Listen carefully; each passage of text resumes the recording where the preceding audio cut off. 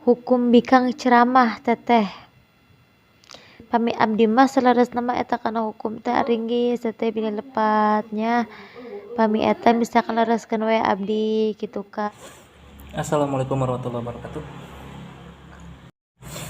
Saya akan menambahkan sedikit penjelasan redaksi ulama ya, dalil para ulama mengenai video si teteh tadi, yaitu tentang apakah suara perempuan itu termasuk aurat atau tidak. Ya betul, apa yang dikatakan si teteh tadi itu betul. Jadi tergantung yang bicaranya, tergantung yang mendengarkannya. Jadi saya sekarang hanya akan menambahkan dalilnya ya, redaksi para ulama. Yaitu yang pertama, komentar Syekh Abdurrahman di dalam kitab Madahibul Arba'ah jilid 5 halaman 26. Beliau mengatakan, Bismillahirrahmanirrahim. Ikhtalafal ulama fi sawatil mar'ah. Para ulama telah berbeda pendapat mengenai suara wanita. Apakah itu haram, aurat atau bukan ya? Pertama, faqala ba'duhum innahu laisa bi'auratin. Sebagian ulama menyebutkan bahwa suara wanita itu tidak termasuk aurat. Landasannya, elatnya, apa elatnya? Karena kan setiap hukum pasti ada elat ya. Pasti ada elat. Al-hukmu yaduru ma'a illatihi wujudan wa adaman. Elatnya yaitu li'anna nisa'an nabi kunna yurwina al-akhbaru lirijal. Karena istri-istri Kangjeng Nabi Muhammad SAW itu sering meriwayatkan hadis atau sering berbicara dengan para sahabat. Ya, itu yang menjadi dalil bahwa kata sebagian ulama suara wanita itu tidak termasuk aurat. Ya, itu yang pertama. Yang kedua, waqala ba'duhum inna sawataha auratun wa hiya manhiyatun an rafihi bil kalam. Suara perempuan itu termasuk aurat sehingga perempuan itu dilarang ya, manhiyatun an rafihi, dilarang untuk mengeraskan suaranya ketika berbicara. Gitu. Bihaisu yasma'u dzalika al ajanib. Sehingga suaranya itu terdengar oleh al ajanib, itu orang lain yang bukan mahram. Yaitu idakana sawatuha aqraba ilal fitnah.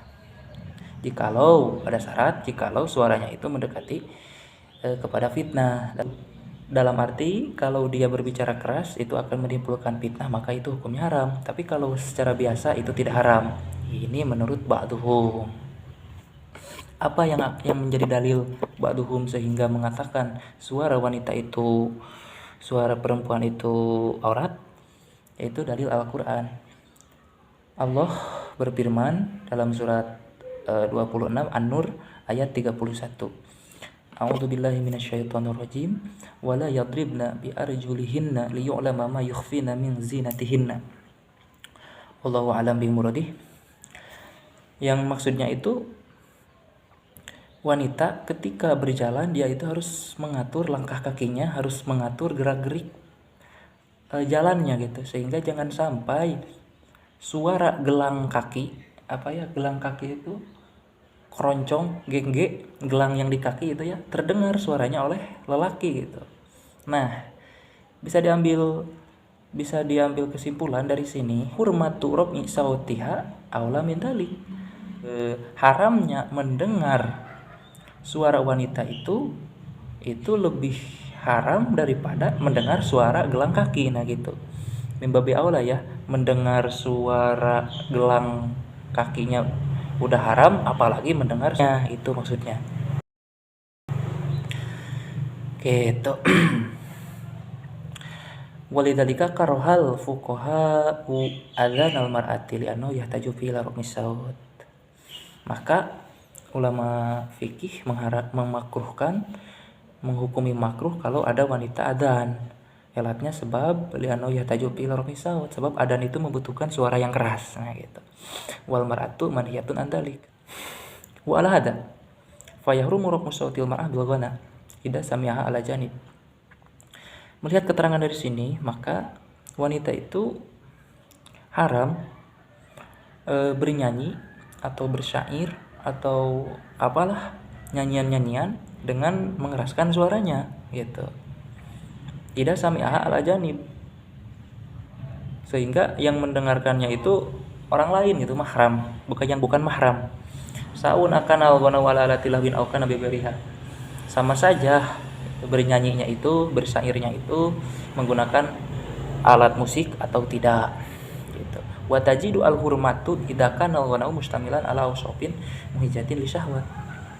Keharamannya bernyanyi bersyair terhadap wanita itu idza kana al-ghana'u mustamilan ala ausofin muhijatin li syahwat, jikalau dengan bernyanyinya itu bisa menarik atau bisa merujuk terhadap perkara-perkara yang menimbulkan syahwat gitu.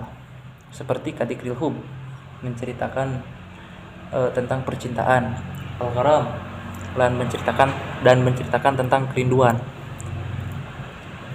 Nah, maka itu haram. Wa usofin nisa, menceritakan sifat-sifat perempuan ya. Udah pada ngerti mungkin deskripsi perempuan ya. Wa da'wah ilal fujur, dan mengajak terhadap kelacuran. Wa ghairi dalik, dan sebangsanya lah banyak. Nah, itu menurut pandangan para ulama. Jadi simpulnya ada dua, ada yang termasuk aurat, ada yang termasuk bukan aurat ya.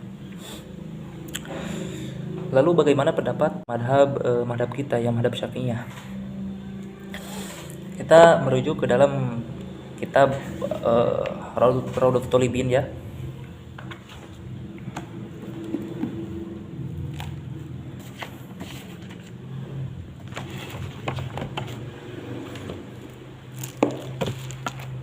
Di dalam kitab Raudhatul Thalibin jilid 5 halaman 22, Imam Nawawi mengatakan bismillahirrahmanirrahim, wa sautuha laisa bi'auratin alal ashah. Suara perempuan itu tidak termasuk aurat. Ini menurut pendapat ashah yang lebih sahih ya. Lakin yahrumu al-isga'u ilaihi inda khawfil fitnah. Tetapi meskipun suara wanita itu bukan aurat, tapi haram bagi wanita itu al-isgo, meredenge gitu.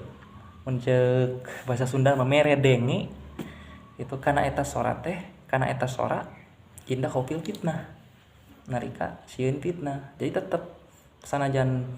tetap meskipun bukan aurat, wanita itu tetap harus menjaga suaranya sehingga tidak menimbulkan fitnah. Bahkan wa idza qara'a babaha fayambagi alla tujiba bi sautin rahim. Bahkan ketika wanita berada di dalam rumah, terus ada yang mengetuk pintunya yang bukan mahram ya, laki-laki, fayambagi alla tujiba bi sautin rahim. Wanita itu tidak boleh menjawab dengan suara yang lembut gitu. Jadi Waalaikumsalam, nah jangan itu.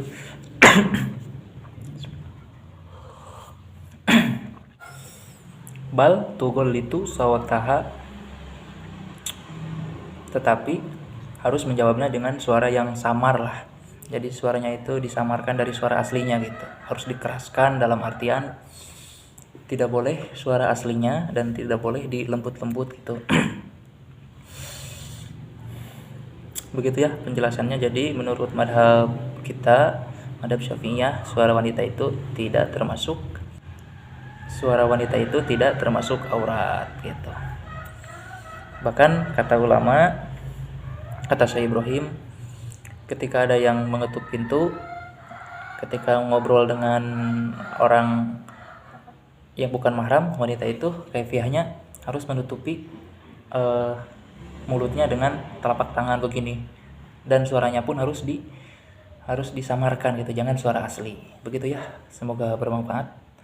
Mohon maaf ke si teteh, videonya saya ambil dan saya disambungin dengan video ini. Dan mohon maaf juga jika ada tarkib kalam, lugot atau yang lainnya tidak sesuai dengan ilmu nahwu, mohon maaf ya. Karena saya juga belum mahir. Wallahu a'lam bishawab. Assalamualaikum warahmatullahi wabarakatuh.